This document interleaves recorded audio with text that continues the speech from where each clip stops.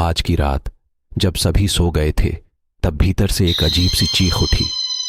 गहरी रात की चादर ने बाहरी दुनिया को अपनी गोद में लपेट लिया था, लेकिन उस चीख का असर था जैसे कि कोई अनजान शक्ति चुपके से अपनी मौजूदगी का संकेत दे रही हो।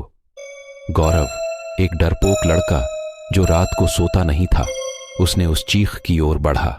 धीरे धीरे उसने अपने कमरे की दिशा में चला, जब एक अनजान आवाज ने उसके ध्यान को आकर्षित किया।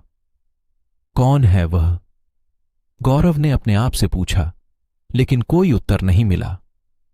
वह धीरे धीरे उसके कमरे की दिशा में बढ़ता गया। उसके दिल की धड़कनें तेज हो गईं। धीरे धीरे उसकी आंखों के सामने एक अंधेरा आ गया, लेकिन वह अपने पैरों को रोक नहीं सका। एक अजीब आवाज ने उसको ध्वनि सुनाई दी, मजे करने के लिए तैयार हो जाओ गौरव। गौरव का हृदय तेजी से धड़क रहा था। उसने चीखते हुए बंद कमरे के बाहर की दिशा में देखा।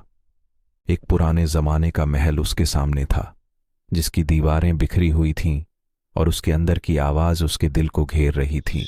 गौरव ने अपने ध्यान को एक और आवाज पर ध्यान दिया। कौन हो तुम? उसने डर के साथ कहा। आवाज गदगदाई। मैं उस अज्ञात भूत की आवाज हूं, जिसे तुम्हारी परिवार की खोज के लिए बुलाया गया है। खोज?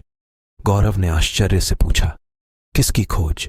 तुम्हारी परिवार की, भूत की आवाज ने कहा। वह इस महल में आबाद हैं, लेकिन उन्हें मुक्त करने का समय आ गया है। तुम्हें मुझसे सहायता करनी पड़ेगी, भूत ने कहा। मुझे उस महल की भव्य चादर पर ले जाओ। वह तुम्हें तुम्हारी परिवार की मुक्ति के लिए मार्गदर्शन करेगी।